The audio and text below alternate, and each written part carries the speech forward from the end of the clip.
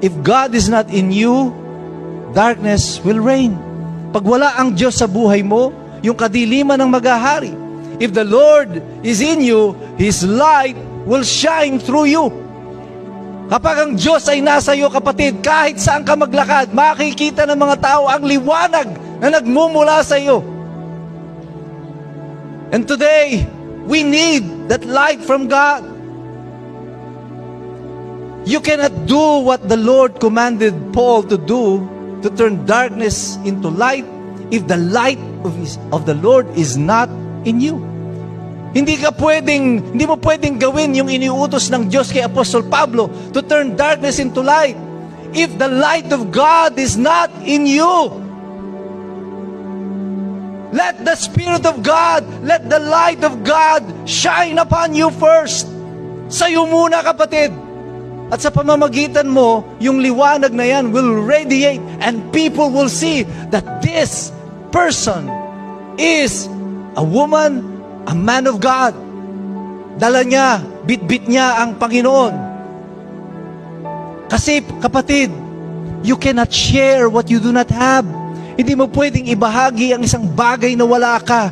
Paano mo ibabahagi ang Diyos kung wala ang Diyos sa puso mo? Paano mo ibabahagi ang liwanag kung puro kadiliman ang meron ka sa puso? Ang kaya mo lang ibahagi yung bagay na tangan-tangan mo. If Jesus is with you, you can share Him. If the light of God is with you, you can share that light. And today, darkness reigns in the Philippines. There is shaking going on. Niyayanig tayo ng Panginoon. Literally, niyayanig tayo ng Diyos. The Lord is shaking us para maging pati ang mga natutulog-tulugan ay magising. Everyone should wake up. At pag hindi pa tayo nagising sa ganitong klase ng shaking ng Panginoon, kapatid, pinatigas na ng Diyos ang puso mo. 4 earthquakes in 2 weeks. 4 na malalakas na lindol sa loob ng 2 linggo. That is not coincidence. Sa gitna niyan, ito pang kaguluhan ng politika sa atin. Ang kaguluhan ng korupsyon at pagnanakaw, pinakikita ng Diyos sa atin. Mga anak, magsigising na kayo. Pabalik na ako. I'm coming back. Whether you like it or not. You better shape up. The Philippines will be at the center of this all. Tayo ang pinaka-predominantly Christian nation sa Asia. And yet tayo ang pinaka-walang saysay sa pagbabahagi ng salita ng Diyos. Bakit? Kasi ang perception nila sa Pilipinas ay magnanakaw. Tayo ay mga corrupt nang dahil sa ating pamahalaan. Now, how can we go to other countries and say, we're going to share to you Jesus? Tatanungin ka, saan ka galing? I'm from the Philippines. Kami naniniwala sa inyo. Magnanakaw ang Pilipinas eh. But the Lord is shaking the Philippines. Niyayanig tayo ng Panginoon. Because He is preparing us for that great destiny of the Filipinos. Babahagi natin ang salita ng Diyos. Hindi tayo ginawang Kristiyano ng Panginoon bilang aksidente. Hindi tayo nakaupo sa gitna ng Asya bilang aksidente. The Filipinos are supposed to play a central role in the return of the Lord.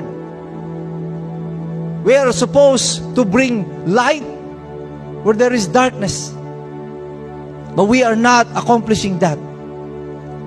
We as a nation have turned against God. Tumalikod tayo sa Panginoon bilang isang bansa. That is the truth. Kinalimutan natin siya. Pinalitan natin siya ng mga Diyos-Diyosa na ating sinasamba, ng mga tradisyon. Pinalitan natin siya ng pera, ng mga taong idolo, ng mga politiko, ng kayamanan, ng mga bagay na nagpapayaman sa atin, pero nagbubulok ng ating espiritu.